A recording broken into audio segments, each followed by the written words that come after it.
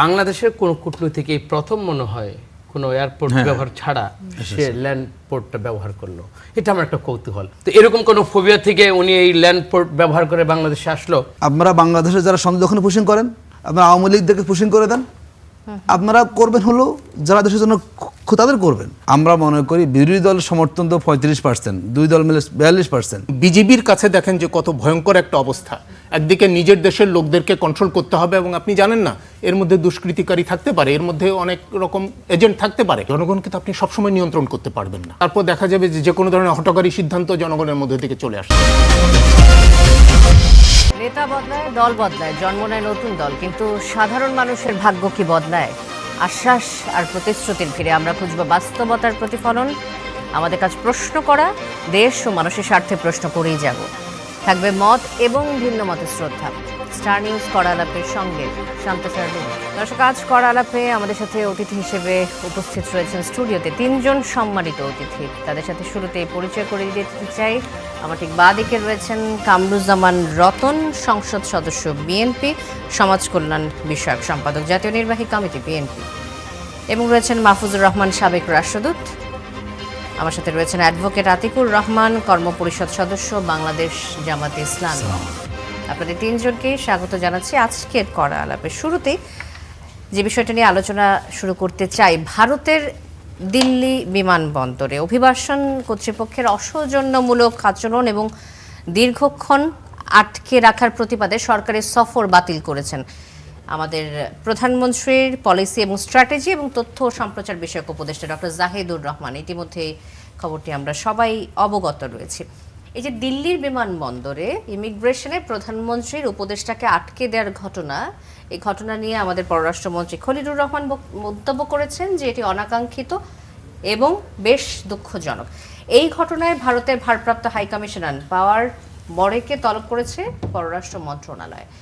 কামরুজ্জামান রতন, আপনাকে দিয়ে শুরুটা করতে চাই। আগাম কূটনৈতিক পত্র স্বাভাবিকভাবে দেয়া হয় এ ধরনের সফরের ক্ষেত্রে, যখন সরকারি সফর হয়ে থাকে। তো আগাম কূটনৈতিক পত্র দেওয়ার পরও বাংলাদেশের প্রধানমন্ত্রীর একজন উপদেষ্টাকে ভারতে আটকে দিল, ইমিগ্রেশনে 2.5 ঘন্টা আটকে রাখা, এটি কি আসলে আমাদের দেশের পররাষ্ট্রনীতির দুর্বলতা হিসেবে আপনি দেখেন, নাকি কোনো গভীর ষড়যন্ত্রের পেছনে রয়েছে? কি মনে হয় আপনার? যেটা হয়েছে সেটা আমরা জানি। আগাম কূটনৈতিক যে শিষ্টাচার সেটা মেনেই কিন্তু এই জাহিদ উনি কিন্তু দিল্লিতে গিয়েছেন। যাওয়ার পরে যেটা হয়েছে সেটা হলো যে আমি জিনিসটা ইনফর্ম এবং কোন অনুষ্ঠানে যাবে সব কিছু ইনফর্ম হওয়ার পরে যেটা 2.5 ঘন্টা তাকে যেভাবেই হোক আমরা তার মুখ থেকে সরাসরি শুনিনি, আমরা যাই শুনেছি সংবাদের মাধ্যমে। আমার ওইখানে প্রতিবাদ করার পরে যখন তাকে ঢুকতে দেওয়া হলো না বা বিভিন্ন যারা প্রশ্ন আমরা যারা শুনেছি আর কি, অ্যাকচুয়ালি জাহিদ সাহেবের মুখ থেকে তো আমরা কথাটা শুনিনি, কিন্তু আমরা গেজ করে যেটা বলতেছি, গেজের উপর তো সম্পূর্ণ মন্তব্য করা ঠিক না, কিন্তু তৎপরবর্তীতে যেটা হয়েছে আমরা জানি ওনাকে কিন্তু আবার কিন্তু 2.5 ঘন্টা বসিয়ে রেখে কিন্তু ঢুকতে দেওয়া হয়েছিল। এখানে জাহিদ সাহেবের দৃঢ়তা, প্রত্যয় এবং তার যে বাংলাদেশের নাগরিক হিসাবে এবং সরকারের দায়িত্বে থেকে তিনি যে স্ট্যান্ডটা নিয়েছেন, উনি কিন্তু আর পরবর্তীতে ঢুকেননি। এটাকে প্রথম হলো যে উনি আমার বাংলাদেশের প্রতিনিধি হিসাবে এই তথ্য উপদেষ্টা, উনি সঠিক সমস্ত নীতিমালা মেনে এবং গভর্নমেন্টের প্রতিনিধি হয়ে এখানে গিয়েছেন এবং এখানে অন্যান্য সদস্য ছিল। পরবর্তীতে যেটা হয়েছে এবং আজকে যেটা আমাদের খলিলুর রহমান এবং শামা ওবায়দ আজকে পররাষ্ট্র মন্ত্রণালয়ের বিষয়ে ডেকে যে প্রতিবাদটা করেছে, এটা আমার জাতিসত্তার এবং আমি মনে করি সার্বভৌম একজন বাংলাদেশের যে কূটনৈতিক শিষ্টাচার মেনে যেটা হয়েছে, এটা অন্যায় হয়েছে, প্রতিবাদ হয়েছে এবং এইটার প্রতিকারের জন্য নিশ্চয়ই ওইখানে যে চিঠি ইস্যু হয়েছে, আমরা ভারতের তরফ থেকে একটা সুস্পষ্ট আমরা বক্তব্য আশা করব। সেইখানে আমি প্রথম হলো আমি মেনে নিই, আমি ওখানে গিয়েছি। যাওয়ার পর আমাকে যে হ্যারেস করলো 2.5 ঘন্টা সেটা পারে না। তারপরে ঢুকতে দেওয়ার পরে আমাদের মাননীয় এই যে আমাদের তথ্য উপদেষ্টা উনি যে ফিরে আসছেন, এটাতে মনে করি আমি তাকে স্যালুট জানাই এবং এই প্রতিবাদের পরে উনি আমি মনে করি বাংলাদেশের মান সম্মান যতটুকু আমার এই মন্ত্রীর উপদেষ্টার মাধ্যমে যেটা রেখে আসছে সেটা আমি মনে করি আমরা এটা স্যালুট জানাই। পার্শ্ববর্তী দেশের এরকম আচরণের কারণটা কি বলে মনে হয়? কারণ যেহেতু এই ধরনের কূটনৈতিক পত্র আগে থেকে দেয়া থাকে, সরকারি সফর জানানো থাকে, তারপরও এই ধরনের আচরণের পেছনে কোনো কারণ দেখেন? সেই কথা বললে তো আমরা স্পষ্ট, সেটা তো আমরা জানি যে গত ফেসিস্ট যখন এই দেশ থেকে পলায়ন করলো, কোন দেশ আশ্রয় দিয়েছে, এবং যতগুলো এই ফেসিস্টের পতিত স্বৈরাচারের প্রধানকে যখনই বারবার চিঠির মাধ্যমে ভারত সরকারকে বলেছে ফেরত দেওয়ার জন্য, তারা কিন্তু সুস্পষ্ট চিঠির কোনো উত্তর দেয়নি। সেখানে এত বড় রাষ্ট্র, সেখানে আমরা কি করব? ভারতের বিরুদ্ধে আমরা যুদ্ধ করব? নিশ্চয়ই সেই পথে তো বাংলাদেশ যাচ্ছে না। সেইখানে আমাদের যে মরালিটি দিয়ে আমাদের যে প্রতিবাদটা করার দরকার ছিল সেটা আমরা করেছি। আর ওর পর থেকে কিন্তু ভারত কখনোই বাংলাদেশের সাথে কোনো ব্যাপারে, এবং বিগত যে অন্তর্বর্তী সরকার ছিল তার সাথে আপনি দেখেছেন সবসময় একটা বৈরী এবং একটা চ্যালেঞ্জ সুলভ মনোভাব নিয়ে কিন্তু আমার পার্শ্ববর্তী রাষ্ট্র আমাদেরকে আমাদেরকে কোনোভাবেই সহযোগিতা নয়, বরং তো তারা ওইখানে বসে যে বাংলাদেশকে আন্ডারস্ট্যান্ড করার জন্য যে উস্কে দিচ্ছে, হাসিনাকে মদত দিচ্ছে, এবং তাকে উস্কে দেওয়ার জন্য যতটুকু তাকে অ্যাসিস্ট করা দরকার পার্শ্ববর্তী দেশ ওটা করে। আমাদের সাথে যে পার্শ্ববর্তী দেশের প্রতি সম্মান এবং যে সহমর্মিতা নিয়ে একটা দেশ যে চলার কথা ছিল পাশাপাশি আমাদের পার্শ্ববর্তী দেশের সাথে, এবং আমাদেরকে মর্যাদা দিয়ে যেভাবে আমাদের গণতন্ত্রের জন্য তাদেরকে সহযোগিতা করার দরকার ছিল সেটা পার্শ্ববর্তী দেশ করেনি। এটা স্পষ্ট। এখন তার ধারাবাহিকতা যেটা হয়েছে, আমরা মনে করি এই প্রতিবাদটা জাহিদ সাহেব করে আসছে, তৎপরবর্তীতে আজকের যে প্রতিবাদটা হলো সেটাকে এটাকেও আমরা সাধুবাদ জানাবো না। এটাকে আমরা এই দেশের নাগরিক হিসাবে আমাদের যা করণীয় আমরা সেটা করেছি, এবং এই সরকার কোনো জায়গায় যে ছাড় দেয়নি এবং সমমর্যাদার ভিত্তিতে আজকে যে প্রতিবাদটা করেছে এটাকে অবশ্যই আমরা স্যালুট জানাই। ধন্যবাদ কামরুজ্জামান রতন। অ্যাডভোকেট আতিকুর রহমান, আমরা কামরুজ্জামানের রতনের কথা থেকে যে কথাগুলো পেলাম যে ডক্টর জাহিদুর রহমান প্রতিবাদ জানিয়ে এসেছেন ভারতে প্রবেশ না করে ইমিগ্রেশনে যখন তাকে ডিলে করানো হয়েছে এর পরে, এবং পরবর্তীতে পররাষ্ট্র মন্ত্রণালয় থেকে আমরা প্রতিবাদের ভাষা শুনলাম। সবকিছু মিলে আপনার কি মনে হচ্ছে যে আমরা দিল্লির সাথে ঢাকা চোখে চোখ রেখে আসলে কথা বলতে পারছে, নতজানু নেই, এমনটা কি মনে হচ্ছে কিনা আপনার? জি, ধন্যবাদ আপনাকে, ধন্যবাদ আমাদের সহ-আলোচক এবং যারা শুনছেন সবাইকে আমাদের শুভেচ্ছা এবং সালাম জানাচ্ছি। দেখুন, এখানে অনেকগুলো ইস্যুজ একসাথে আপনাকে বিশ্লেষণ করতে হবে। সাম্প্রতিককালে আমাদের একের পর এক সীমান্ত হত্যা চলছে, আমাদের পুশিন নিয়ে আমরা সারা দেশের মধ্যে একটা বিক্ষুব্ধ অবস্থা বিরাজমান আছে, এবং খুব রিসেন্ট সময়ে ভারতের নতুন যিনি এসেছেন হাই কমিশনার জনাব দীনেশ ত্রিবেদী, তিনি কিছু মন্তব্য করেছেন, এবং সর্বশেষ যোগ হলো আমাদের গতকালকে তথ্য উপদেষ্টা সেখানে 2 ঘন্টা বসিয়ে রাখা। দেখুন, ঘটনা ঘটে যাওয়ার পর আপনি অনেক কিছু করতে পারবেন। আপনি ঘটনাটা কেন ঘটলো, মূল যাতে যদি ঘটনা আমাদেরকে মুখোমুখি হতে না হয়। এখন বাংলাদেশের একজন প্রতিবন্ধী মর্যাদার একজন ব্যক্তিকে ভারত 2-2.5 ঘন্টা বসে রাখলো, এটা কিন্তু আমাদের জন্য কোনোভাবেই মর্যাদার সাথে যায় না। তিনি আগে বলে গিয়েছেন তার লাল পাসপোর্টই থাকার কথা, যতটুকু আমি জানি। তো যাওয়ার পরে এরকম 2-2.5 ঘন্টা বসে রাখাটা কোনোভাবে বাংলাদেশের মর্যাদার পরিপন্থী কাজ হয়েছে, এবং আমি যেটা মনে হচ্ছে আমাদের কাছে ভারত কিছুটা মেসেজ দেওয়ার চেষ্টা করছে। মানে যদি একটা দেশের প্রতিবন্ধী মর্যাদার যদি মানুষকেই তারা এইভাবে ডিল করতে চায়, তাহলে এই দেশের মানুষকে তারা আসলে কীভাবে দেখবে? দেখুন, আপনি এটা অনেকটা এরকম হয়ে গেছে, মানে সীমান্তে পুশিনের মতো করে মানুষগুলোকে আপনি আমি যেটা মনে করি এটা কোনোভাবেই, যেহেতু ভারত আমাদের পার্শ্ববর্তী রাষ্ট্র, এটা কোনোভাবেই তাদের কূটনৈতিক যে সম্পর্কের কথা আমরা বলি এটা কোনোভাবেই সমীচীন হয়নি। এবং আমরা সরকারকে বলবো যে 24-এর 5ই আগস্টের পরবর্তী যে বাংলাদেশ আমরা বিগত ফ্যাসিবাদের সময় দেখেছি, একদম পুরোটাই নতজানু পররাষ্ট্রনীতি, এবং আমাদের তৎকালীন প্রাইম মিনিস্টার বলেছেন যে ভারতকে আমরা যা দীর্ঘদিন তারা মনে রাখবে। মানে বাংলাদেশের মানুষের যে ন্যায্যতা, যে সমতার বিপরীতে গিয়ে একটা দেশকে খুশি করার জন্য যা কিছু করা দরকার তা বিগত সরকার করেছে, এবং সে সুবিধা তারা সেখানে নিয়েছে। তাদেরকে দীর্ঘ সময় ক্ষমতা রাখার ক্ষেত্রে বলা যায় প্রত্যক্ষভাবেই ভারত সেখানে সহযোগিতা করেছে। 24-এর 5ই আগস্টের পরে এই চেইনটা ভেঙে গিয়েছে। এদেশের তরুণ এবং যুবকদের যে মনোভাব, গোলামি না আজাদির যে স্লোগানটা আমরা দেখেছি, এটা ভারতকে ভাবিয়ে তুলেছে। এবং আমি বলি রিসেন্ট যাকে তারা হাই কমিশনার দিয়েছেন তিনি পলিটিশিয়ান, কিন্তু আমলা নন।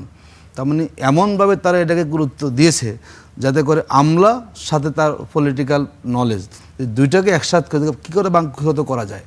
আমার কাছে মনে হচ্ছে বাংলাদেশকে আরো কড়া ভাষায় কথা বলতে এই হবে। ঘটনার পরে ভারতের হাই কমিশনারকে তলব করা এই সরকারের যথেষ্ট উদ্যোগ বলে কি এগুলো আপনার মনে হচ্ছে? এগুলো রুটিন ওয়ার্ক, এসে আপনি করবেন কি আর, এটা রুটিন ওয়ার্ক যে আমি ডাকবো বলবো তাকে, এটা বললো কি না বললো কি, এগুলো আসলে খুব বেশি মানে গুরুত্বপূর্ণ বার্তা বয়ান, তারা ডাকছেন, তারা শুনছে। কিন্তু একটা রাষ্ট্রকে তার জায়গা থেকে আমাদের যে 20 কোটি মানুষের প্রতিনিধিত্ব আমরা সরকার করছে, সেভাবে তাদেরকে প্রোটেস্ট করা, কথা বলা, এবং আমি মনে করি যে এটি দ্রুত সময়ে এটি খুব ভালো মেসেজ যাচ্ছে না মানুষের জন্য। এবং আমরা যেটা মনে করি বাংলাদেশের সরকারে যারাই আসে, কেন জানো আমি এখনও বিএনপিকে মূল্যায়ন করব না, কেন যেন সব মনোভাব থেকে ভারতের সাথে একটু কেন নমনীয় মনোভাব।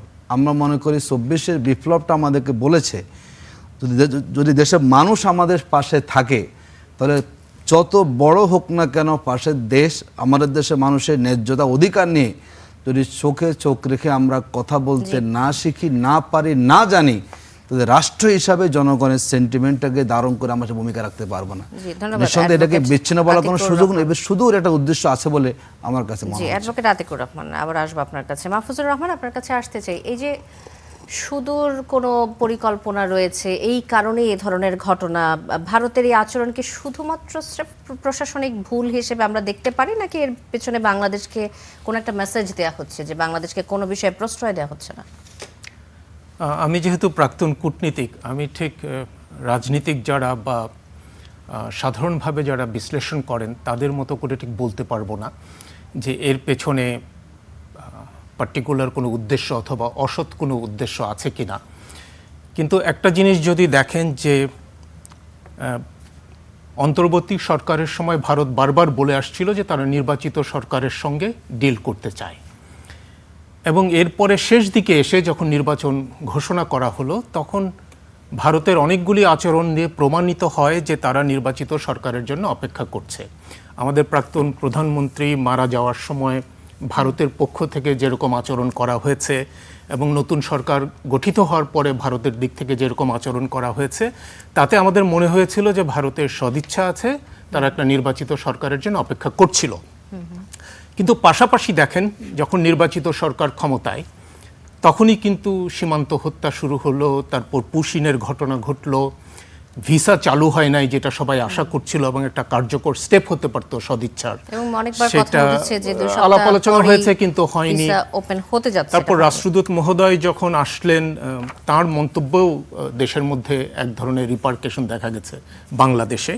এবং সর্বশেষ আমাদের একজন উপদেষ্টা মহোদয় দিল্লি থেকে যেভাবে ফিরে আসলেন, আমাদের পররাষ্ট্র মন্ত্রণালয় ঠিকই বলেছে যে এটা অনভিপ্রেত এবং একই সঙ্গে দুঃখজনক। কিন্তু মানুষ যখন এক এক করে এক একটার পর এক একটা ঘটনা মিলাতে থাকে, তখন হয়তো স্বাভাবিকভাবেই যে উনি যেমন বলেছেন সেই ধরনের কনক্লুশনে অনেকে পৌঁছে যায় খুব সহজে। আমি পৌঁছতে চাই না। আমি এখনও মনে করি যে আমাদের দুদেশের সম্পর্কের মধ্যে বৈরিতা ছিল, সেই বৈরিতা এখন আমাদের অবশ্যই নিরসনের সময় এসেছে। কিন্তু একটা জিনিস আমি এখানে ল্যাকিং দেখি, সেটা হলো যে আমাদের সরকারের দিক থেকে একটা ভালো কাজ করেছে যে ভিসার সেই আগের রেস্ট্রিকশনটা উঠিয়ে দেওয়া হয়েছে আমাদের দিক থেকে। কিন্তু দুদেশের সম্পর্ক পুনর্নির্মাণের জন্য বা যে বৈরিতা আছে সেটা নিরসনের জন্য আমাদের দিক থেকে কিন্তু আমি সক্রিয় বা ওইরকম সক্রিয় উদ্যোগ দেখিনি। সেইটা দেখা উচিত ছিল বা সেইটা করা উচিত ছিল। সেইটা যদি হতো তাহলে দুদেশের সম্পর্ক যখন আপনি পুনর্নির্মাণ করবেন, তখন আপনার শর্তে এটা নির্মিত হইতে পারত। আচ্ছা, হাই কমিশনারকে তলব করাই কি যথেষ্ট, নাকি আমরা এখানে আমাদের সরকার ভারতের কাছ থেকে আনুষ্ঠানিকভাবে কোনো ক্ষমা প্রার্থনা এরকম কোনো দাবি করতে পারি কিনা? আমরা কি সেই জায়গায় আছি? আমার মনে হয় একটা সভ্য রাষ্ট্রের জন্য সেটাই যথাযথ প্রতিবাদ। আমাদের উপদেষ্টা মহোদয় সেখান থেকে ফিরে আসছেন যেভাবে, যে কথা বলে, সেটাও একটা প্রতিবাদ ছিল। এবং এইখানে পররাষ্ট্র মন্ত্রণালয় ভারতের হাই কমিশনার মানে অ্যাক্টিং হাই কমিশনারকে ডেকেছেন, সেটাই একটা প্রতিবাদ। এটার প্রতীকী একটা মূল্য আছে এবং এটা হওয়া উচিত। হ্যাঁ, আমরা তো সভ্য রাষ্ট্র, কিন্তু যুদ্ধ করবেন না। সুতরাং আপনাকে যেটা যথাযথভাবে প্রতিবাদ করা, সেই প্রতিবাদটুকু করতে হবে। সেটা পররাষ্ট্র মন্ত্রী মহোদয় বিবৃতি দিয়েছেন, পররাষ্ট্র প্রতিমন্ত্রী মহোদয় বলেছেন, একই সঙ্গে হাই কমিশনারকে ডাকা হয়েছে। তা আমি মনে করি সেটা যথাযথভাবে সেই প্রতিবাদটুকু করা হয়েছে। আমাদের দিক থেকে এই ঘটনায় বাংলাদেশ দূতাবাস, পররাষ্ট্র মন্ত্রণালয় এবং উপদেষ্টার দিক থেকে কোনো ধরনের নিয়ম পালনের ঘাটতি আপনি ত্রুটি। দেখেছেন কিনা? কোনো ধরনের হ্যাঁ, একটা ত্রুটি, চোখে যেমন পড়েছে? অনেকে বলছেন যে উনি হয়তো কূটনৈতিক পাসপোর্টটা ব্যবহার করতে পারতেন, কিন্তু সেটা আমাদের দিকের, কারণ ভারতের কাছে এটা ইমম্যাটেরিয়াল। উনি কোন পাসপোর্টে গেলেন না গেলেন সেটা তো ভারত সরকারের দেখার কিছু নাই। এবং যেহেতু সেখানে দিল্লিতে আমাদের হাই কমিশনের কর্মকর্তারা গিয়েছিলেন, তারা তো নিশ্চিতই করেছে যে তিনি মন্ত্রী পদমর্যাদার একজন উপদেষ্টা। সুতরাং এইখানে আর কূটনৈতিক পাসপোর্ট ওনার ছিল কি ছিল না এটা এখন ধর্তব্য না। জি, ধন্যবাদ। অ্যাডভোকেট আতিকুর রহমান, আরও একবার আসবো আপনার কাছে। এই বেনাপোল স্থলবন্দর দিয়ে বাংলাদেশে পা রেখে ঢাকায় নিযুক্ত ভারতের নতুন হাই কমিশনার দীনেশ ত্রিবেদীর মন্তব্য এবং সমালোচনা ঘিরে বেশ ক্ষোভের সৃষ্টি হয়েছে আমরা দেখেছি। এবং দীনেশ ত্রিবেদী বলেছেন যে ভারত এবং বাংলার একই আকাশ, একই বাতাস, একই যন্ত্রণা। আমার মনে হচ্ছে না আমি বাংলাদেশে এসেছি। ভারতের 140 কোটি আর বাংলাদেশের 20 কোটি, এই 160 কোটি জনগণের জন্য যা ভালো হয় সেটাই করা হবে। দুই দেশ এক হলে শক্তি আরও বাড়বে, এমন মন্তব্য ঘিরে বেশ প্রশ্ন উঠেছে। ভারতের এই নতুন হাই কমিশনারের মন্তব্যকে সরকার কিভাবে দেখছে বলে আপনার মনে হয়? মানে যদি আমি সরাসরি আপনার কাছে জানতে চাই যে তার বক্তব্যের কোন অংশটা আপনি ব্যাখ্যা দাবি করবেন সরকারের কাছে? দেখুন, প্রথমত হচ্ছে এই জাতীয় কথা কোনো কূটনৈতিক ব্যক্তি বলতে পারেন কিনা। আমাদের বাংলাদেশ একটি স্বাধীন রাষ্ট্র, আমরা সার্বভৌম রাষ্ট্র বলি, আমাদের সবই কিছু আমাদের আলাদাভাবে আছে, সীমানা আমাদের আলাদা। একজন কূটনীতিক এসে তিনি যেভাবে কথা বলুন, এটাকে আমি কিন্তু খুব সহজভাবে দেখছি না। উনি কেন এখানে অখণ্ড ভারতের ধারণা আমাদেরকে দিচ্ছেন? আমরা মনে করি তার এই বক্তব্য প্রকারান্তরে বাংলাদেশের সার্বভৌমত্ব যে কথা আমরা বলি, এটাকে একটা হেয় প্রতিপন্ন করার সমতুল্য মনে করব। কারণ একটা দেশে 20 কোটি মানুষ, তার আলাদা সরকার আছে, তার আলাদা কনস্টিটিউশন সেখানে আছে। আমি এটাকে এক করে দেখি, কেন আমি এক শক্তি সেটাই করতে চাচ্ছেন? কোনোভাবেই এটাকে স্বাভাবিক মনে করার কোনো সুযোগ নেই। এবং এটা সরকারকেই ব্যাখ্যা দাবি করতে হবে, কারণ একজন কূটনীতিককেও সরকার রিসিভ করেছে এবং তার কাছে ব্যাখ্যা না চেয়ে আমি মনে করি সরকার জনগণের প্রতি যে দায়িত্ব তারা সেটা পালন করতে ব্যর্থ হয়েছেন। দেখুন, ইদানিংকালে আমরা কিছু কিছু বক্তব্য কিন্তু আমাদেরকে হতাশ করে। আমাদের সাম্প্রতিককালে মাননীয় স্বরাষ্ট্রমন্ত্রী যে ব্যাখ্যা দিয়েছেন বর্ডার কিলিংয়ের, এটাও কিন্তু জনগণের হয়ে কিন্তু দেন নাই তিনি। তার মানে আপনার দেশের জনগণকে মেরে ফেলবে, বলবে সে চুরি করতে ঢুকেছে, অবৈধ ঢুকেছে, এটাকে আপনি বৈধ বলে দিবেন? তার মানে আপনি যদি আপনার জনগণের নিরাপত্তাকে নিশ্চিত করতে না পারেন, তখনই কিন্তু একজন বাহিরের দেশের মানুষ এসে এই ধরনের কথাবার্তা বলতে পারে। আমরা মনে করি এটা একটা, আমি বলেছি কিছুক্ষণ আগে আপনার প্রথম রাউন্ডে, তিনি একজন রাজনীতিবিদ এবং তিনি আমলা।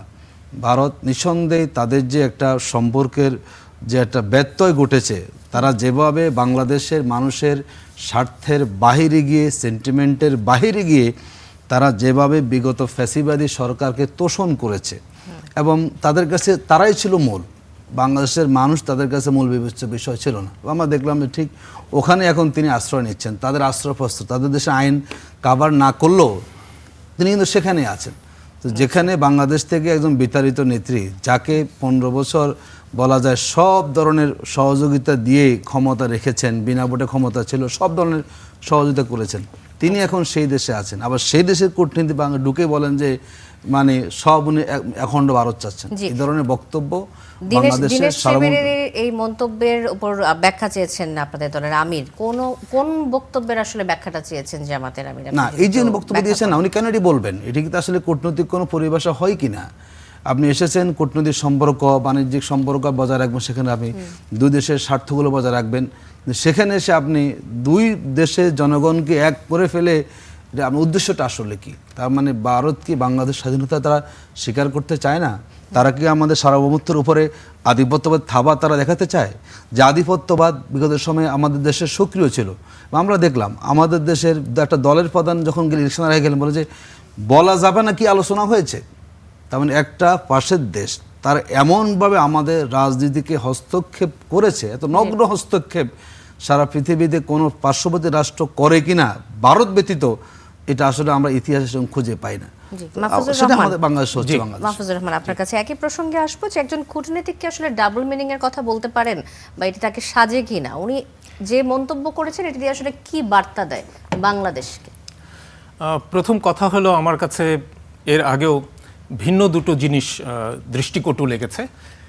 একটি হলো যে তিনি যে বেনাপোল সীমান্ত দিয়ে প্রবেশ করেছেন, যেহেতু তিনি বাংলাদেশ রাষ্ট্রের কাছে ভারতের প্রতিনিধি হিসেবে পাঠানো হয়েছে, তার উচিত ছিল অবশ্যই ক্যাপিটালে আসা, অর্থাৎ ঢাকায় আসা। এবং নিয়ম, প্রোটোকল, প্র্যাকটিসটা হলো যে ঢাকাতে আসবেন এবং পররাষ্ট্র মন্ত্রণালয়ের একজন প্রতিনিধি অফিসিয়ালি তাকে রিসিভ করবেন। এবং শুধু রিসিভ করা না, রিসিভ করার সময় ওই যে তাকে তার রাষ্ট্রপতি যে পরিচয়পত্র দেন, যেটা আমাদের রাষ্ট্রপতির কাছে তিনি জমা দেবেন, সেইটার একটা ফটোকপি অথবা একটা অগ্রিম কপি বলি, অনেক সময় অ্যাডভান্স কপি বলি, সেইটা যিনি তাকে রিসিভ করতে যাবেন পররাষ্ট্র মন্ত্রণালয় থেকে, তার হাতে তিনি প্রত্যর্পণ করবেন। এটা করা জরুরি, কারণ আমি তো চিনি না, হ্যাঁ, ত্রিবেদী সাহেবকে এটা তো আমি চিনি না, আমাকে জানতে হবে ওই যে ওনার রাষ্ট্রপতির চিঠির কপি, সেইটা দেখে আমি নিশ্চিত হব যে হ্যাঁ উনি দীনেশ ত্রিবেদী এবং ওনাকেই পাঠানো হয়েছে। সো ওইটা ইম্পর্টেন্ট, এইটা একটা বিচ্যুতি। দ্বিতীয় বিচ্যুতি হলো যে যতক্ষণ পর্যন্ত তিনি আমাদের রাষ্ট্রপতি মহোদয়ের কাছে ক্রেডেনশিয়াল প্রেজেন্ট না করছেন, ওই যে ওই পরিচয়পত্রটা না দিচ্ছেন, বা আমরা যতক্ষণ সেটা গ্রহণ না করছি, আমরা না, আমাদের রাষ্ট্রপতি গ্রহণ না করছেন, ততক্ষণ পর্যন্ত কিন্তু তিনি হাই কমিশনার না। আমরা আগে বলি যে হাই কমিশনার ডেজিগনেট, মানে হাই কমিশনার বলি না। এবং হাই কমিশনার হওয়ার পরেই কেবলমাত্র উনি প্রেসের সঙ্গে কথা বলবেন। এই দুইটা প্রোটোকল বিচ্যুতি দেখা গেল। তো ঠিক আছে, এই দুটো বিচ্যুতি হয়েছে, আশা করি ভবিষ্যতে হবে না, তিনি ওই প্রোটোকল যেটা ভেঙেছেন হবে না। আর কথা বলার কথা যেটা বললেন, সেটা হলো কি, ধরেন আপনি সুন্দরভাবে কথা বলতে পারেন, সবাই তো বলতে পারে না, তো আপনি যত সহজে একটা জিনিস প্রকাশ করতে পারবেন, আমি হয়তো বলতে গেলে বা আরেকজন বলতে গেলে দেখা যাবে যে আমাদের ভাষায় অত শব্দ নাই, তো আমি হয়তো একটা কথা সুন্দরভাবে বলতে পারলাম না। উনি যে কথাটা বলেছেন, যদিও রাজনৈতিক দল থেকে তার কাছে জবাবদিহি চাওয়া হয়েছে, আমি হয়তো এটা ওভারলুক করতে চাইতাম বা পারতাম। কারণটা হলো যে তিনি অখণ্ড ভারত যদি মনে করেন যে অখণ্ড ভারতের কথা, অখণ্ড বাংলাদেশের কথাও তো বলে থাকতে পারেন। সুতরাং এইটা হয়তো গুড স্পিরিটে আমরা অ্যাভয়েড করতে পারি। এবং ভবিষ্যতে উনি যে কথাগুলো বলতে চেয়েছেন, ভবিষ্যতে যদি এখানে তিনি 1 বছর 2 বছর 3 বছর দায়িত্ব পালন করেন, তখন তার কাজের মাধ্যমে আমরা সেটা প্রমাণ দেখতে চাই বা দেখতে পেতে পারি যে উনি আসলে কি বোঝাতে চেয়েছেন। জি, ধন্যবাদ। কামরুজ্জামান রতন, এই প্রসঙ্গে আপনার কাছে আসবো যে সরকার ভারতের নতুন হাই কমিশনারের এই মন্তব্যে আসলে কি ব্যাখ্যা খুঁজে পেয়েছে, সরকার কিভাবে দেখছে? আর দুটা প্রোটোকল বিচ্যুতির কথা বলছিলেন মাহফুজুর রহমান, সে প্রসঙ্গেও যদি কিছু বলেন যে কেন বেনাপোল সীমান্ত দিয়ে আসে। এটা কি মাহফুজ ভাইয়ের কাছে একটা জানতে চাচ্ছি, উনি তো একজন কূটনৈতিক। উনি বলেছেন জাহিদ সাহেব সবুজ পাসপোর্ট নিয়ে ওখানে ইমিগ্রেশন ফেস করেছেন। Being a just state minister, উনি কি পারেন কূটনীতি মানে সবুজ পাসপোর্ট নিয়ে ফ্লাই করতে? তাকে জিও নিতে হবে, লাল পাসপোর্ট লাগবে, লাল পাসপোর্ট তো মাস্ট বি। সুতরাং এই ইনফরমেশনটা আমি জানি না। নিশ্চয়ই উনি যেহেতু একজন প্রতিমন্ত্রীর মর্যাদা, উনি অবশ্যই লাল পাসপোর্ট নিয়ে উনি ট্রাভেল করেছেন, এটা। সুতরাং এটা যখন জানি না এই উত্তরটা, বা উনি কেন এটা বললেন, বা আপনি কীভাবে শিওর হলেন উনি সবুজ পাসপোর্টে গিয়েছেন, এটা নিয়ে আমার ব্যক্তিগত জানার কৌতূহল অবশ্যই আছে। এখন আসেন, দীনেশ ত্রিবেদী শুধু নয়, বাংলাদেশে আমার যতটুকু আতিকভাবে মনে পড়ে, সেটা হোক ভারত, একটা তো ভারতে তো বা সরাসরি আমাদের সাথে একটা ল্যান্ড পোর্ট ব্যবহার করতে সম্পর্ক আছে। বাংলাদেশের কোনো কূটনীতিক এই প্রথম মনে হয় কোনো এয়ারপোর্ট ব্যবহার ছাড়া সে ল্যান্ড পোর্টটা ব্যবহার করলো। এটা আমার একটা কৌতূহল। উনি কি তার ফ্লাইং ফোবিয়া ওনার ভিতর কাজ করছে? অনেকে আছে না যে আমি ফ্লাই করতে পারি না, তো এরকম কোনো ফোবিয়া থেকে উনি এই ল্যান্ড পোর্ট ব্যবহার করে বাংলাদেশে আসলো। সেখানে অবশ্যই বাংলাদেশে আমরা যতটুকু শিষ্টাচার জানি, যেটা নিয়ম, তাকে এসে তার পরিচয়পত্র নিয়ে রাষ্ট্রপতির কাছে যে প্রসিডিংগুলো তাকে মানতে হবে, এবং ওই ওটা কার্যকরীভাবে তার দায়িত্ব নেওয়ার আগে উনি কোনো মন্তব্য করতে পারেন না। এটা আমার তো এই ব্যাপারে জ্ঞান নেই, বাট ওনারা ভালো বলতে পারবেন। আপনি নিজের পরিচয়পত্র সাবমিট করলেন না, এর মধ্যে আপনি এমন একটা কথা বললেন যে এটা কিন্তু বাদ কি বাদ হতে পারে না। বাংলাদেশের, তোমার দেশে এত কোটি মানুষ, আমার স্বাতন্ত্র্য, আমার সার্বভৌম বাংলাদেশ, এইখানের সাথে তোমার কৃষ্টি কালচার কোথায় কোথায় মিল আছে। হ্যাঁ, আমাদের বন্ধুত্ব থাকবে, প্রতিবেশীর মর্যাদা দিয়ে আমার সমমর্যাদায় বন্ধুত্ব থাকবে, বাট আমার 20 কোটি মানুষকে একীভূত করে সে তার কাউন্টিংয়ের মধ্যে সে ভারতের অংশীজন হিসাবে কোন সেন্সে এটা বলল, নিশ্চয়ই সে বাংলাদেশে আসবে। এবং আমার মনে হয় সাংবাদিকরা এই প্রশ্নের উত্তর অবশ্যই তাকে করবেন। এটার ওই প্রশ্নের উত্তর দিয়ে আজকের যে আমাদের আলোচনাটা, এটার যৌক্তিক উত্তরটা আমরা অবশ্যই পাবো। আচ্ছা, আপনারা কি জানার চেষ্টা করেছেন যে তার এই মন্তব্যের কারণটা কি, বা সরকারের পক্ষ থেকে কি জানতে চাওয়া হয়েছে? আমাদের কাছে তো আনুষ্ঠানিকভাবে আপনি বললেন যে সে তো রাষ্ট্রপতির কাছে বা অন্য কার কাছে তো সে তার পরিচয়পত্র সাবমিট করেনি, তারপর সে বাংলাদেশে এসে সাংবাদিকদের এখনো ফেসই তো করেনি। সে যে কথাটা বলেছে সীমান্তের ওপার থেকে সে কথাটা বলেছে। তো সুতরাং আমাদের এই জিনিসগুলো কিন্তু এত হালকাভাবেও নেব না। আরেকটা কথা আমি যদি বলি, যদি লাল পাসপোর্ট উনি যদি বহন করে থাকেন, আমি যতটুকু এই সরকারি স্ট্যান্ড যেটা আমি জানি, আমার মনে হয় দেখবেন 2-1 দিনের মধ্যে ভারত সরকার এটাকে সরি বলবে। যেটা হয়েছে এটা আমার বিশ্বাস, কারণ আমি এই সরকারের আত্মমর্যাদা এবং এই সরকারের যতটুকু, সবাই তো বলে বিএনপি নত ভারতের কাছে, এই যে আমার ভাইরা আতিক বেরিতে বলে বিএনপি নাকি এই আমাদের ভারতের কাছে নতজানু হওয়ার কারণে নাকি আমরা ক্ষমতায় এসেছি। তো এটা প্রমাণ নিশ্চয়ই এটা করে না। আমরা প্রতিটা জায়গায় সমমর্যাদার ভিত্তিতে আমরা এই জাতীয়তাবাদী দল, এই সরকার অবশ্যই পার্শ্ববর্তী দেশের সাথে আমরা যুদ্ধ করতে যাব না, আমাদের ফ্রেন্ডশিপ থাকবে, কিন্তু সেটা সমমর্যাদার ভিত্তিতে। তারেক রহমান এটা প্রথম তার বক্তব্যে এই স্ট্যান্ডটাকে কিন্তু সে ক্লিয়ার করেছে। সুতরাং আমি মনে করি উনি আসার আগে যে বিতর্কটা তৈরি করলেন বাংলাদেশের ক্ষেত্রে, তো এখন এই মেসেজটা কি, এটার সাথে এই যে কালকে জাহিদ সাহেবকে ফেরত দেওয়া, কারণ এগুলো কিন্তু একটার সাথে কিন্তু আরেকটা কানেক্টিভিটি আছে। আমি মনে করি এই যে পুশিং বা যতগুলো কার্যকলাপের মধ্যে ইতিমধ্যে ওরা ভারত সরকার আমাদের প্রতি যে বিমাতসুলভ আচরণ প্রকাশ করছে, আমার মনে হয় এটা কিছুদিনের মধ্যে সবকিছু আমাদের কাছে এই বাংলাদেশের জনগণের কাছে পরিস্ফুট হবে।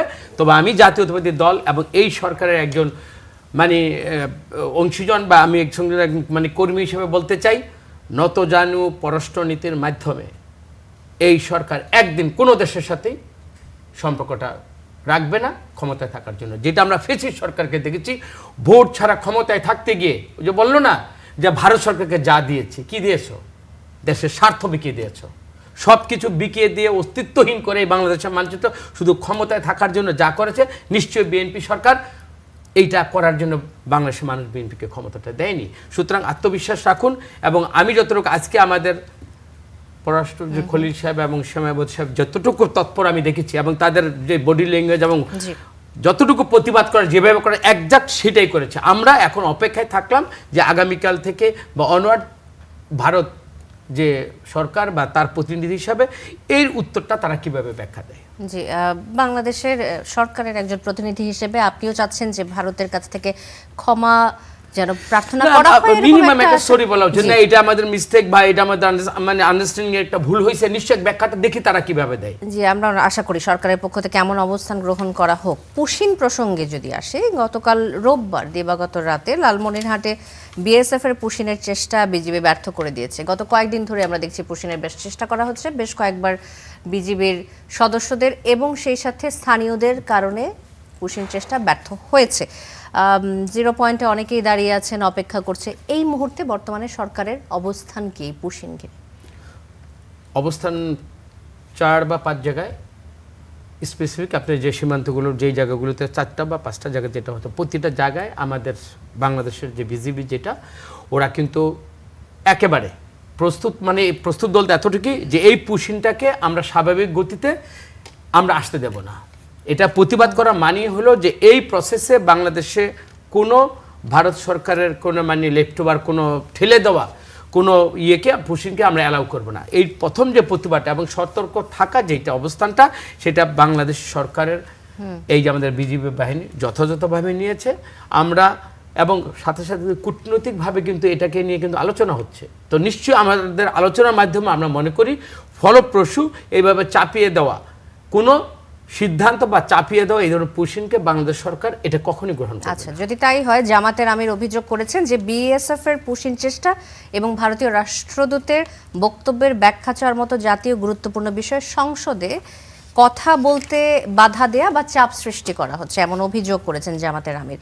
তো সংসদ সদস্য হিসেবে, আপনি তো সংসদ সদস্য, আপনার অভিজ্ঞতাটা জানতে চাই যে কেন আসলে তাকে চাপ দেওয়া হয়েছে বা বাধা সৃষ্টি করা হচ্ছে এই বিষয়ে কথা বলার সময়। আজকে তো আমি সংসদে ছিলাম, এই আপনার এই যে স্টুডিওটা কোথায়, তেজগাঁও, এখানকার যে আতিকবাদের যে জনপ্রতিনিধি জনাব সাইফুল হক সাহেব, উনি তো 300 বিদ্যুৎ উইদাউট নোটিস 300 বিধিতে দাঁড়িয়ে আজকে উনি ওনার পয়েন্ট, এই পয়েন্টের উপর ভয়েস রেজ করেছে এবং কোনো উত্তর চেয়েছে, এবং আমাদের যে স্পিকার ছিলেন উনি ওইটাকে অ্যালাউ করে এটা শুনেছেন, এবং পরবর্তীতে দিন তারিখ ঠিক করে এটার উপর আলোচনা হবে। এটি তো আজকে দেখলাম।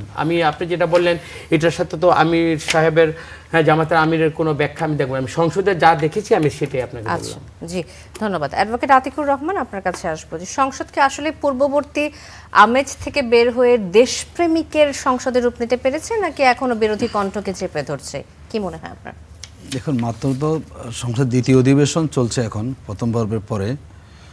এখন মধ্যে মানুষের আগ্রহের কেন্দ্রবিন্দু কিন্তু সংসদ, যতটুকু আমরা দেখেছি। আমাদেরও আগ্রহ আছে দেখার জন্য, এবং সারা দেশের মানুষও কিন্তু তাকিয়ে থাকে সংসদে কি আলোচনা হচ্ছে। বিশেষ করে এইবারের সংসদটা, যে সংসদটা বোধহয় মানুষের অনাগ্রহ ছিল, যে সংসদে যাওয়া হবে, নাচ হবে, গান হবে, সেখানে মমতাজরা সেখানে গান শুনেবে। মানুষ এবার আগ্রহ কে বলেন, এবং মানুষ বিশ্লেষণ করেন কোন দলের এমপিদের পারফরমেন্সটা সেখানে কেমন। এখন পর্যন্ত বলবো যে সংসদটা ভালোই চলছে, প্রাণবন্ত চলছে। এখনই এটাকে চূড়ান্ত বিশ্লেষণ করার সময় আসেনি, আরও সময় আসবে। সরকারও নতুন, তারা ক্ষমতায় এসেছেন, বিরোধী দলও তারা নতুন দল হিসেবে বিরোধী দলে গিয়েছেন।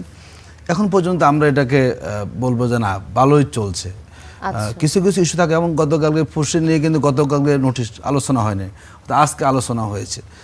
আমরা আবার এমন কিছু কাজ আমরা দেখি যে ইস্যুগুলো আলোচনার বিষয় না, সেটা কিন্তু পার্লামেন্টে আসতেছে। আশা করি এটি পার্লামেন্টের প্রতি মানুষের যে আস্থা, মানুষ যেটা মনে করে এটা প্রতিটা সময় দেশের জন্য জনগণের কল্যাণে ব্যয় হবে। আশা করি আমাদের পার্লামেন্ট, সংসদ নেতা, বিরোধী দলীয় নেতা, সরকার দলীয় যিনি চিফ হুইপ, সবাই কাজটাকে যদি করা যায়, আশা করি সংসদের ব্যাপারে এদেশের মানুষের যে একটা বদ্ধমূল ধারণা নেতিবাচক ছিল, সেখান থেকে নতুন সংসদ, বিপ্লব পরবর্তী সংসদটা মানুষকে সে আস্থার জায়গাটা আবার ফিরাবে বলে আমার কাছে এখন পর্যন্ত মনে হচ্ছে। বাকিটা হয়তো পরে আমরা বুঝতে পারব। জামাতের আমিরের হঠাৎ করে এই ব্যাখ্যা চাওয়ার বিষয়টি নিয়ে আপনার কোনো মন্তব্য রয়েছে কিনা? চাপ সৃষ্টি করা হয়েছে এমন কথা তিনি কেন বলেছেন, বা কথা বলতে বাধা দেওয়া হয়েছে এমন কথাটা আসলো কেন?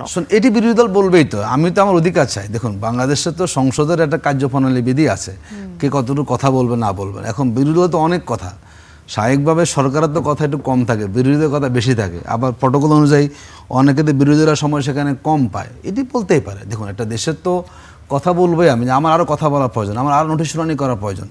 একটা নোটিশে মনে করি শুনানি করতে হবে 2 ঘন্টা, কিন্তু সেখানে আমি 30 মিনিট দেন, হয় না সেখানে। এই কথাগুলো বলা মানে হচ্ছে সংসদকে ঠিক রাখা, আসলে সাথে সংসদ কোনোভাবে একদিকে ডেলে না পড়ে, যাতে সংসদটা সবার সংসদ সেখানে হয়। আমি আরেকটা কথা প্রাসঙ্গিক বলছি, এটা রতন ভাই বলেছেন ফুসে নিয়ে। দেখুন, এটা আমাদের দুর্ভাগ্য। এদেশের মানে সাধারণ মানুষ যাদেরকে আপনি এখন সীমান্তবর্তী এলাকা রেখে যাচ্ছেন, আমরা কথা বলছি এবং বারবার তারা কাজটা করে যাচ্ছে। আর যারা বাংলাদেশের, যারা মনে করেন যে সন্ত্রাসী, সব কিন্তু ওই দেশে আশ্রয় নিচ্ছেন। মানে বাংলাদেশকে যারা ক্ষতিকর, তারা সব সেখানে আরামে আয়েসে আছেন।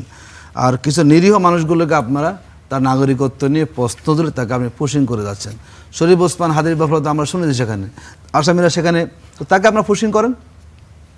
আপনারা বাংলাদেশে যারা সন্দেহখানে পুশিং করেন, আপনারা আওয়ামী লীগদেরকে পুশিং করে দেন। আপনারা করবেন হলো যারা দেশের জন্য তাদের করবেন। নিরীহ মানুষগুলোকে আপনি কেন এগুলো করছেন? এটাও কিন্তু এক ধরনের মানবাধিকার লঙ্ঘন। আমার দেশে যারা মানবাধিকার লঙ্ঘন করছে তাদেরকে আপনি দুধ কলা খাওয়াচ্ছেন, নিয়ম নীতি মেনে তাকে আপনি জামে আদরে রাখতেছেন। আর যে মানুষগুলোর জীবন খুবই কষ্টে চলে, তাকে আপনি সীমান্ত এলাকায় রেখে দিয়ে যাচ্ছেন। এই ধরনের একটা বড় রাষ্ট্র, যদি ভারত নিজেদেরকে গণতান্ত্রিক রাষ্ট্রের মনোভাব পোষণ করে থাকে, এই অগণতান্ত্রিক, এই অমানবিক, এবং এই ক্ষেত্রে কাজটা সমীচীন। আর এক্ষেত্রে আমরা দেখলাম এই পুশিং ইস্যুতে কিন্তু সরকার নীরব, বিরোধী দল সরব। এখন পর্যন্ত বিরোধী দল তার 2টা কর্মসূচি পালন করেছে। আমরা মনে করি বিরোধী দলের সমর্থন তো 35%, 2 দল মিলে 42%।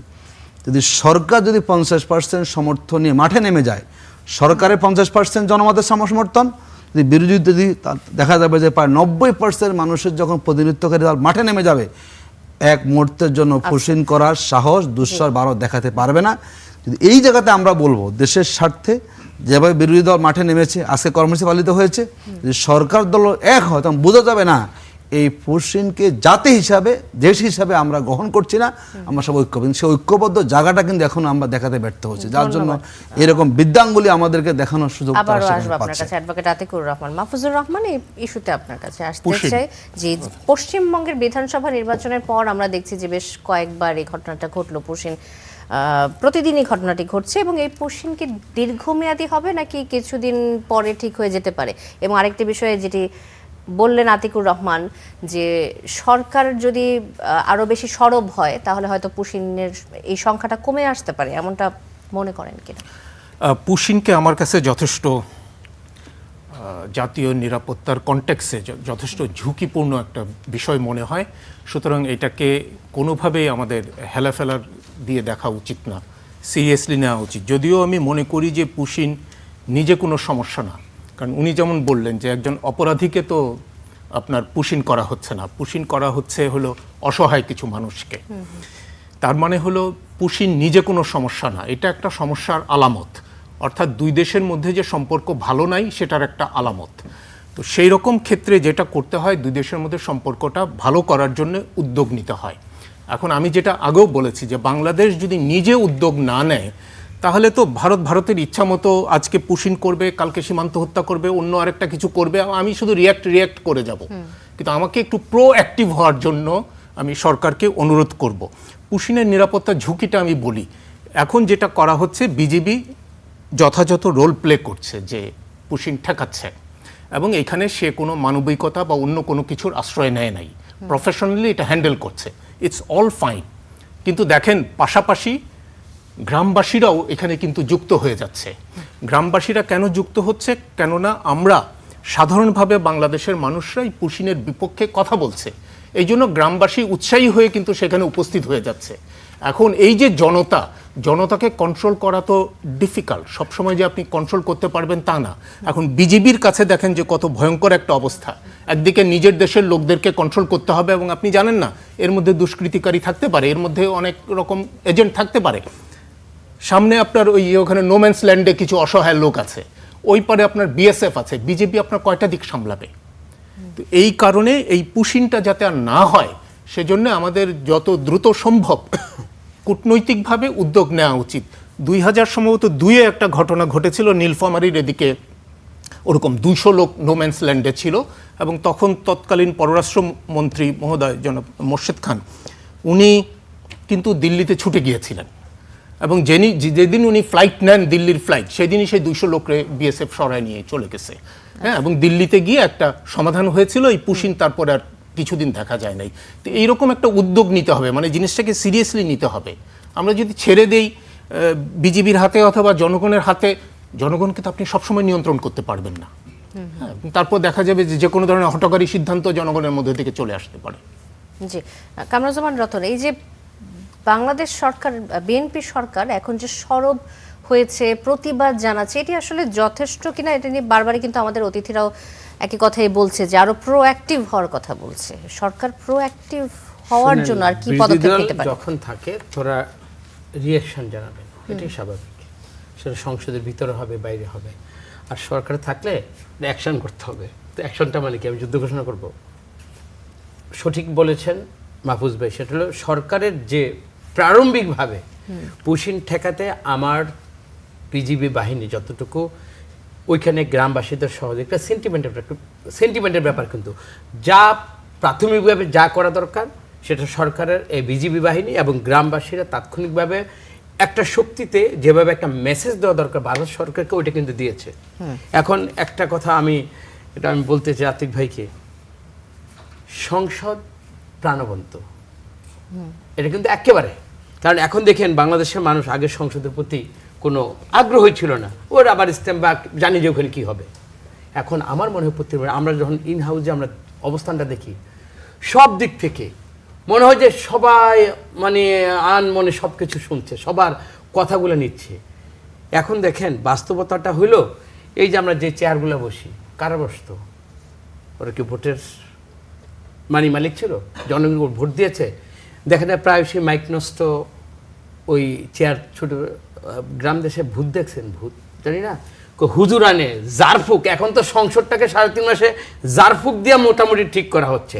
আমি মনে করি সংসদ এখন প্রাণবন্ত এবং ফাংশনিং কার্যকরী দেখতে চাই, সেটা জামাত ইসলাম দেখতে চায়, আমরা এই ট্রাজেরি বেঞ্চে থেকে আমরা কার্যকরী দেখতে চাই। আপনারা আশাবাদী সবাই আমরা মিলে এই দেশটাকে আমরা যদি ভালোবাসি এবং গণতন্ত্রকে সঠিকভাবে যদি আমরা যদি মূল্যায়িত করতে চাই এবং শহীদদের মর্যাদা যদি আমরা সবাই দিতে চাই, আমি আমার জায়গা থেকে এবং জামাত ইসলাম এনসিপি ভাইরা সর্বতোভাবে আমরা যে একটা সুন্দর একটা চিন্তা নিয়ে বিরোধিতা করবে, আমরা সরকারের দায়িত্ব থেকে থেকে সবাইকে একটা পরিবারের সদস্য হিসাবে যে কোনো দুর্যোগ বলেন, এই যে প্রতিবেশী রাষ্ট্রের সাথে আমাদের সমমর্যাদার ভিত্তিতে যদি আমাকে দাঁড়াতে হয়, বিরোধী দল অবশ্যই আমাদের পাশে দাঁড়াতে হবে এবং আমাদেরকে তাদের কগনিজেন্সে রেখে রেখে আমাদেরকে কাজটা করতে হবে। আমরা একটা প্রাণবন্ত শুধু নয়, প্রাণবন্ত এখন আছে এবং এটা কার্যকরী ফাংশনিং একটা পার্লামেন্ট দেখতে চাই, জাতি দেখতে চায় এবং এইখানে আপনাদেরও এরকম সরব উপস্থিতির মাধ্যমে জাতি শুনুক যে আমরা কি করতে চাচ্ছি, আর যৌক্তিকভাবে কোনো ইনফরমেশনের ভিত্তিতে বা বিরোধিতার খাতিরে বিরোধিতা করে তারেক রহমানকে ঘায়েল করতে চায় কিনা এর জাতি দেখবে। আর তারেক রহমানের যে উদ্যোগগুলো, এগুলো যদি অবশ্যই যদি প্রশংসনীয় হয় এবং আমি মনে করি সর্বশেষ আজকে আমার কথাটা, যে অর্থনৈতিক ক্ষণবন্ধু, যে প্রশাসনিক অবকাঠামোর তারেক রহমান দায়িত্ব নিয়েছেন, এটা একটা চ্যালেঞ্জ। এই চ্যালেঞ্জ এটা জানি না সবার পক্ষে নেওয়া সম্ভব হতো কিনা। আমি মনে করি যে চ্যালেঞ্জ উনি নিয়েছেন এবং বিরোধী দলের যদি এখানে যে গঠনমূলক এবং তাদেরও অনেক দায়িত্ব আছে, এটা যদি গঠনমূলক সমালোচনার মধ্যে দিয়ে তারেক রহমানকে সহায়তা করা হয়, আমি এই দেশটার উজ্জ্বল ভবিষ্যৎ অবশ্যই আমি সামনে দেখতে পাচ্ছি। জি, অ্যাডভোকেট আতিকুর রহমান, জামাতের আমির এবং বিরোধী দলীয় নেতা শফিকুর রহমান বলেছেন যে এই যে বেনজির আহমেদ যে আটক হয়েছেন এটি সরকারের কৃতিত্ব নয়, এটি আসলে ইন্টারপোলের কৃতিত্ব, এমন কথা তিনি বলেছেন। তার বিরুদ্ধে রেড অ্যালার্টও বর্তমান সরকার জারি করেনি, যেটা করেছে অন্তর্বর্তী সরকার। মানে কিছুটা কৃতিত্ব তিনি অন্তর্বর্তী সরকারকে দেওয়ার চেষ্টা করেছেন কিনা সে বিষয়টি জানবো। তবে বেনজিরের আটক বাংলাদেশের একটা অর্জন, কিন্তু বেনজির দুবাইয়ের কারাগারে থাকবেন নাকি তাকে দেশে আনা হবে তা সরকারের সদিচ্ছার উপর নির্ভর করছে। তো আগের সরকার মানে অন্তর্বর্তী সরকার রেড অ্যালার্ট জারি করেছে বলে গ্রেফতারের কৃতিত্ব কি আসলে তাদের? দেখুন, এটি তো বাস্তবতা। ইন্টারিম গভর্নমেন্টের সময়ে মূলত আবেদনটা হয়েছে, মামলাও হয়েছে, ইন্টারপোলে সেখানে আপনার অভিযোগ করা হয়েছে। কিন্তু আমরা দেখলাম যে যেই দুজন ব্যক্তি দুদকে মামলাটি করেছেন, সরকার কিন্তু তাদেরকে সরিয়ে নিয়েছে। আমি জানি না কেন করেছে, যারা উদ্যোগ নিয়ে তদন্ত করে মামলা করেছেন এবং ইন্টারপোল পর্যন্ত গিয়েছেন তাকে আটক করার জন্য রাষ্ট্রীয় উদ্যোগে, তারা কিন্তু এখন সেই জায়গায় নাই, তাদেরকে সরিয়ে নিয়েছেন। এই উদ্যোগটা ইন্টারিম গভর্নমেন্টের সময় হয়েছে, হয়তো সরকার ফলো আপ করতে পারেন, কিন্তু মূল যে উদ্যোগটা, তাকে যে কাস্টডিতে আনতে চাচ্ছেন, এই মূল কাজটা কিন্তু বিগত সরকারের সময় সেটা করা হয়েছে। এটি সত্য, এটা অসত্য না। কিন্তু এখন যদি সরকার আন্তরিক হন, যদি সরকার সত্যি হন, তাহলে সরকার এখন কূটনৈতিক যোগাযোগ শুরু করে দেখ যে আসলে আমরা দৃশ্যমান তাকে আমরা নিয়ে আসতে চাই। যদি সরকার উদ্যোগ গ্রহণ করে, তাহলে আদৌ সরকার আন্তরিক কিনা কিংবা এর সাথে সরকারের সম্পর্কতা ছিল কিনা বোঝা যাবে নেক্সট যে পদক্ষেপ তাকে দেশে আনার ক্ষেত্রে। অন্তর্বর্তী সরকার তো রেড অ্যালার্ট জারি করেছিল, তার পরবর্তীতে হঠাৎ থিমে তালে কেন চললো?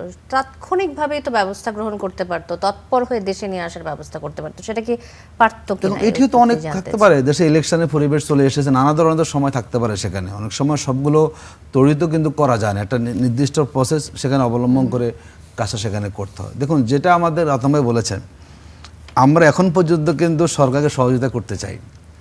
আমাদের গত 13 তারিখে বিরোধী দলীয় নেতা চিটাগাঙ্গে একটা সমাবেশে বলেছেন যে প্রধানমন্ত্রীর আশেপাশে আসলে কারা আছে, এটা আমরা উদ্বিগ্ন। কারণ আমরা লক্ষ্য করেছি যতটুকু জায়গায় উনি কথা বলছেন, অনেকগুলো ইনফরমেশন ওনাকে ভুল দেওয়া হচ্ছে।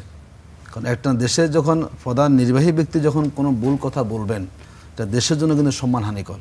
আমরা বলবো যে বিরোধী দল কিন্তু সরকারের যৌক্তিক আমরা সমালোচনা করব, কিন্তু সরকার যাতে করে জনবান্ধব সরকার হতে পারে। যদি এমন কোনো ব্যক্তিবর্গরা থাকেন যারা এখন সুবিধাভোগী, আমি জানি না এমন কেউ আছে কি না, যারা হয়তো একসময় বাহিরে ছিলেন, এখন তারা সরকারের খুব পাওয়ারফুল জায়গায় আছেন, ওনারাই কিন্তু অনেক সময় সরকারকে ভিন্ন দিকে নিয়ে যান।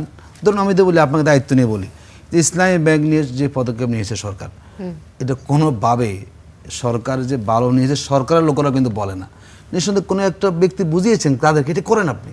তার মানে বিগত ফ্যাসিবাদী সরকার ব্যাংকিং সিস্টেম নিয়ে যেই পথে হেঁটেছে, এই সরকারের দরকার ছিল অর্থনৈতিক স্টাবলিশেশন নিয়ে আসা, স্বাভাবিক রাখা, সে উল্টো তারা কী দরকার ছিল বলুন? একটা ব্যাংক ঠিকভাবে চলছে, তার পরিশোধ আছে, আপনি সেখানে জোর করে এসে যদি আপনি জনগণের আস্থার জায়গাটা নষ্ট করে দেন, এটা কিন্তু সরকার ক্ষতি হয়েছে না বলুন? এই যে ইসলামী ব্যাংকে আজকে 1000 কোটি টাকা দিয়েছেন, এটাও সমাধানের সম্ভাবনা কম, কারণ মানুষ এখন দেখতে চায় কাদেরকে সরকার সামনে দিচ্ছেন। একটা ফসল ভেঙে দিয়েছেন, ভালো কথা, নতুন কাদেরকে আপনি দিচ্ছেন? যে আস্থা একবার ভেঙে, অনেকে বলেন কি জানেন, আগে তো হয় নাই, আগে মানে বুঝতে পারে নাই যে এরকম এই সালাম আসছে, যে এরকম ব্যাংক দেউলে, বুঝে গেছে এখন এই সালাম আসলে কি হতে পারে, এক্সাম্পল যদি ক্লিয়ার, সুতরাং তারা আবার একই কাজ করবে। তো কেন এখন সরকার বিকল্প লোক ছিল না, কেন খুশির সাপ দিতে হবে? একটা দেখুন, ঠিক আছে, দেখুন আদিন হসপিটাল। আরেকটা বিষয়, আপনি আমার প্রসঙ্গ থেকে একটু সরে যাচ্ছি। সাবেক আইজিপি বেনজির আহমেদের যে গ্রেফতারের সরকারি এবং বিরোধী দল, আপনি বললেন সবাই একসাথে এটাতে এক হয়েছে, সবাই টেবিল চাপড়ে এটাকে স্বাগত জানিয়েছে, কিন্তু বাইরে বের হয়ে সংসদের বাইরে জামাতের আমির হঠাৎ করে কেন বললেন যে সরকারের এটাতে কৃতিত্ব নেই, এটা ইন্টারপোলের সাফল্য? মানে সংসদে জি বলেন বলেন বলেন। আপনি দেখেন, জামাতের আমির হন শ্রদ্ধা ব্যক্তি, আমি শ্রদ্ধা রেখে আপনি বলি, আচ্ছা আপনার অন্তর্বর্তীকালীন সরকার, আমাদের অন্তর্বর্তীকালীন সরকার যা করেছে সবগুলো কাজ কি পরবর্তী সরকারের কাজকে, জাতীয়তাবাদী দলের সবগুলো কাজ কি ওমিট করে দেওয়া, মানে ভয়েড করে দেওয়া তো কাজ না, কন্টিনিউশন থাকবে। আচ্ছা এই যে এটা বললেন, এখন বেনজিরের মতো কালপিটসকে কিভাবে শাস্তি করতে হবে বা কোন দেশে ধরা পড়েছে, এটা তো চলমান একটা প্রসেস ছিল। বিএনপি সরকার এসে কি রেড অ্যালার্টটাকে উঠিয়ে দিয়েছিল? না, ওঠে নিশ্চয়ই না। না, না এটা তো তাহলে কি দেখেন, সে ধরা পড়েছে, শুধু এইখানে না, আমি যতটুকু আমি জেনে বলছি আপনাকে, এই যে ইরানের সাথে যে ইসরায়েলের আমেরিকার যুদ্ধটা না, ম্যাক্সিমাম যারা ফেসিস্ট এদেশ থেকে লুটের টাকাগুলো লুণ্ঠন করে ম্যাক্সিমাম দুবাইতে। এমনও শুনেছি ওরা প্রতি রাত্রে আল্লাহরে যতবার না ডাকছে ডাকছে, কারণ ওই যে ওইখানে পাপের যে প্রাশ্চিত্য, যে আমাদেরকে এইখানে মরতে হয় কিনা, ওদের পাপের সম্পদ ম্যাক্সিমাম কিন্তু এই দুবাইতে আছে, দুবাইতে যে ধরা পড়েছে। এবং আজকে আমি স্বরাষ্ট্রমন্ত্রীর বিবৃতি গতকাল উনি কি বলেছে, 1 মাসের মধ্যে সব প্রসিডিংস মেনে বাংলাদেশে আনবে, এবং আজকে থেকে কিন্তু 10টা যে তার মামলা, হত্যার মামলা, মানে যতগুলো মামলা আছে ইতিমধ্যে কিন্তু সব কিছু কিন্তু আজকে কিন্তু সব নড়েচড়ে বসেছে এবং সবাই প্রস্তুত ওকে দেশে আনার জন্য। সুতরাং আমি মনে করি আমরা সেটা প্রত্যাশা করি। হ্যাঁ না এটাই, সুতরাং আমার এই ক্ষেত্রে বা এতটুকু সংকীর্ণতার মধ্যে এইটা ওই দলের ক্রেডিট না। আরে বাবা, বেনজিরের মতো লোক পৃথিবীর ইতিহাসে বাংলাদেশের জন্য ওকে খুব মানে দরকার ছিল। ওর 2-1টা ভিডিও চিত্র দেখেছিলেন যে আমার আর্মস এটা দিয়েছে আমাকে, মানে তার বডি ল্যাঙ্গুয়েজটা কি ছিল, এবং বলছে যে 70 হাত মাটির তলের থেকে নিয়ে হলেও ওদেরকে আমি বের করে নিয়ে আসবো। ওর মতো পাপিষ্ঠের বাংলাদেশে বিচার হবে শুধু তার না, তাকে যারা ফেসিলিটেট করেছে, এবং তার সাথে একটা গ্যাংস্টার ছিল, সেটা প্রশাসনে এবং অনেক ব্যবসায়ীরা তার সাথে জড়িত ছিল। তার এই মনোভাবের, এই দানবের জন্য বাংলাদেশে ওর এবং জিয়া যতগুলো গুমের পিছনে আছে ওরা সবচেয়ে বেশি দায়ী। আমরা আল্লাহর কাছে আমাদের প্রথম শুকরিয়া আদায় করা উচিত যে ওর মতো লোক ধরা পড়েছে এবং ওর পাপের বিচারটা আমরা দেখব ভিজিবলি। সুতরাং আমরা এই ক্ষেত্রে কবে ধরা পড়লো, কার ইন্টারপোলের নাকি সরকারের নাকি আগের সরকারের, কাকে কৃতিত্ব দিতে চান? এটা বাংলাদেশের নির্যাত, এটা বাংলাদেশে যতগুলো শহীদ এই জুলাই অভ্যুত্থানে হয়েছে এবং যারা আজকে মানে আহত অবস্থা পঙ্গু উঠতেছে, তাদের রুনাজারিতে আহাজারির এটা ক্রেডিট। আমি মনে করি যারা মারা গিয়েছে এবং যারা এই আন্দোলনে আজকের এই পরিবেশের জন্য যারা আমাকে এখানে এমপি হিসাবে বসিয়েছে, আল্লাহ তাআলা তাদেরকে মানে ক্রেডিট গোস টু যারা মানে মারা গেছে তাদেরকে আমি দিতে চাই। এখানে আমার পার্সোনাল ক্রেডিট না, আমার ফিলিংস আমি আপনাকে এইভাবেই বললাম। জি, অ্যাডভোকেট আতিকুর রহমান, আপনার কাছ থেকে ছোট্ট করে একটু শুনবো যে যেটি বলছিলেন যে হঠাৎ করে সংসদের বাইরে কেন অন্য কথা বলা হচ্ছে। না, সংসদে তো সবাই কথা বলেন, আপনারা যেহেতু একসাথেই কাজ করতে চান সরকারের সাথে, তালে তাল মিলিয়ে বলছিলেন। আমাদের তো দায়িত্ব সত্যটাকে উপস্থাপন করা, ঠিক না? আমরা তো এটাকে অখুশি না, আমরা খুশি সরকার উদ্যোগ, কিন্তু যেটা বাস্তব তো সেটাই। আপনি তো সবার অবদানকে আপনাকে সামনে রাখতে হবে। বর্তমান সরকারের অবদান তারা এটাকে কন্টিনিউ করেছেন, তারা তাকে নিয়ে আসুক, আমরা এটাকে নিঃসন্দেহে এটাকে আমরা সাধুবাদ জানাবো। কিন্তু যদি প্রসেসটা আগেই ছিল সেটা কিন্তু আপনাকে বলতে হবে, আগের সরকার ধারাবাহিক একটা অংশ সেখানে ছিল। তো আমরা মনে করি যে কথা স্বরাষ্ট্রমন্ত্রী বলেছেন, এটা আমাদের দায়িত্ব সরকারকে চাপে রাখার, করবোই আমরা, যে সরকার বিনিয়োগ চিন্তা করার সুযোগ না পায়। আশা করি সরকার আনতে পারেন, এটা বড় দৃষ্টান্ত হবে যে বাংলাদেশে যারাই রাষ্ট্রপতি দেখে থাকুন না কেন, যদি কেউ ক্ষমতা অপব্যবহার করেন, যদি কেউ তার দায়িত্বের বাহিরে অতিরিক্ত দায়িত্ব পালন করেন, কেউ যে মানে বিচারের বাইরে থাকবে না, কেউ যে মানে পাওয়ার সুযোগ থাকবে না, এই অবস্থাটা কিন্তু প্রমাণিত হবে যদি বেনজিরকে দেশে এনে তাকে বিচারে আচ্ছা, মুখোমুখি আপনার আমি করা কথা হয়। 30 সেকেন্ড বলি, এই যে বেনজির তো আসবে, আমাদের তো দ্বিপাক্ষিক আপাতত বন্দি বিনিময় চুক্তি কিন্তু অলরেডি কিন্তু আমাদের দুবাইয়ের সাথে আছে। প্লাস দেখেন আমাদের ব্যাংককের সাথে ছিল না, এই যে শেখ মুজিব হত্যাকাণ্ডের বজলুল হুদা তাকে ধরেছে, তো আন্তত একটা প্রসেস আছে। তো এটা তো আর এমন না যে আমার সিলেটে ধরা পড়ছে একটা বাহিনী পাঠিয়ে দিলাম হেলিকপ্টার দিয়ে আমি তাকে নিয়ে আসবো। প্রতিটা দেশে এবং বন্দি বিনিময় চুক্তি এবং পরবর্তীতে যা আমাদের প্রসেস আছে আইনগতভাবে সেইটা মেনটেন করে অবশ্যই সে আসবে। জি, ধন্যবাদ অ্যাডভোকেট মাহফুজুর রহমান, আপনার কাছে আসতে চাই এই প্রসঙ্গে যে 30 দিনের আইনি সময়সীমার মধ্যে দুবাই থেকে বেনজির আহমেদকে ফিরিয়ে আনাটা আসলে আমলাতান্ত্রিক এবং কূটনৈতিকভাবে কতটা জটিল বলে মনে হচ্ছে আপনার কাছে? যথেষ্ট জটিল এই কারণে যে এই ধরনের কাজ তো আমরা প্রতিদিন করি না, বা আমাদের আইন শৃঙ্খলা রক্ষাকারী বাহিনী অথবা আমাদের আইনজ্ঞ যারা আছে তারা প্রতিদিন এই কাজটা করেন না। সো আমাদের এক্সপার্টিজের আমার ধারণা একটুখানি ঘাটতি আছে। সুতরাং আমরা যত বেশি মানে আগে কাজটা শুরু করতে পারবো, 30 দিনের জন্য বসে থাকলে তো হবে না। আমরা যা শুনেছি যে সংসদে যখন আমাদের স্বরাষ্ট্রমন্ত্রী মহোদয় উনি বিবৃতি দেন, উনি বলেছেন যে ওনার কাছে একটা ইমেইল এসেছে।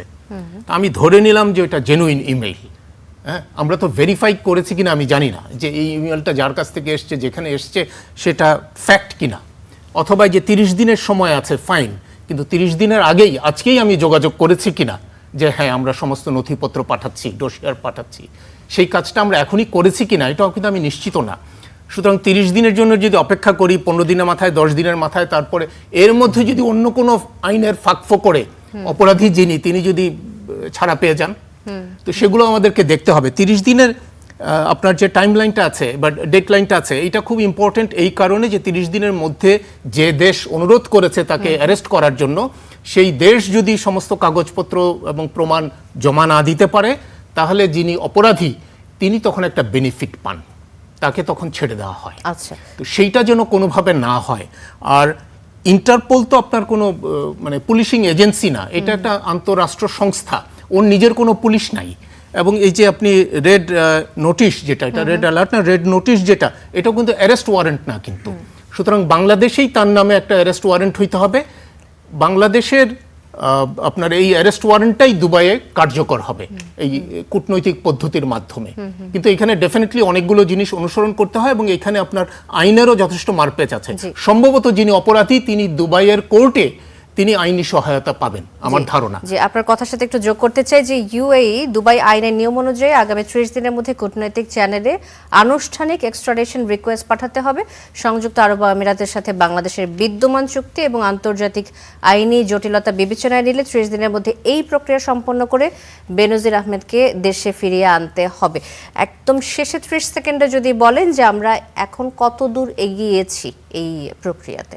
না, তাহলে আমাকে যেহেতু 30 সেকেন্ড সময় দিয়েছেন আমি বলি, আপনারা যখন খুঁজছিলেন যে এই ক্রেডিট কাকে দেয়া যায়, আমার মনে হয় সেই ক্রেডিট কাকে দেয়া যায় সেটা না দেখে আমরা এখন যে কাজটুকু আমাদের সামনে আছে সেই কাজটুকু করি। কারণ অপরাধীকে ফিরিয়ে আনতে হবে, তারপর তাকে বিচারে মুখোমুখি করতে হবে এবং তার বিচারে তার যে শাস্তি হয় সেই শাস্তিটা প্রয়োগ করতে হবে।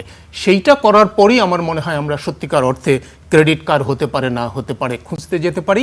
ক্রেডিট হতে পারে যদি ভবিষ্যতে ওনার মতো যারা আইজি হন বা এমপি হন অথবা অন্য কোনো গুরুত্বপূর্ণ দায়িত্বে থাকেন অথবা অ্যাম্বাসেডার হন, তারা যেন ক্ষমতার অপব্যবহার করে এই ধরনের ঘটনা না ঘটান। অনেক ধন্যবাদ মাহফুজুর রহমান। একেবারে শেষ পর্যায়ে আমি বলি, বনানী কার্নিশে আমরা দেখেছি আন্দোলনের সময় জুলাই একেবারে বনানী কার্নিশে একেবারে মানে খুব ক্লোজ মানে রেঞ্জে দুজনকে গুলি করে মারা হয়েছিল। এটা 4 দিনের মধ্যে এটা রায় হবে বিচারের, এবং ওই মামলায়ও এ বেনজির আসামি। সুতরাং তাকে কনভিকশন করে বাংলাদেশে আনার জন্য আমরা যতটুকু জানি খুবই সচেষ্ট, এবং আজকে থেকে এটা আমরা ভিজিবল আমরা দেখেছি দ্রুত হওয়াটা প্রয়োজন, সার্চ গঠন করে সাক্ষী নিয়ে তার রায়টা হওয়া প্রয়োজন দ্রুত সময়ের ভিতরে। মানে এটাই মানে ওই 2 মামলার 2জনকে মারা হয়েছিল, ওই মামলায় বেনজির আছে এবং ওইটা রায় হবে 3 থেকে 4 দিনের মধ্যে। সুতরাং তাকে কনভিকশন, যেহেতু কনভিক্টেড আসামি, তাকে ইন্টারপোলের মাধ্যমে যেভাবে আনা দরকার, আমাদের এই গভর্নমেন্ট খুবই সিরিয়াস। আজকে আমি এই কথাটা আমরা আশা করছি 30 দিনের মধ্যে এই প্রক্রিয়া সম্পন্ন হবে। অনেক ধন্যবাদ কামরুজ্জামান রতন, মাহফুজুর রহমান এবং অ্যাডভোকেট আতিকুর রহমান, আপনাদের 3 জনকে কড়া আলাপে আসার জন্য। দর্শক, শেষ করছে কড়া আলাপ। অনেক ধন্যবাদ সাথে থাকার জন্য।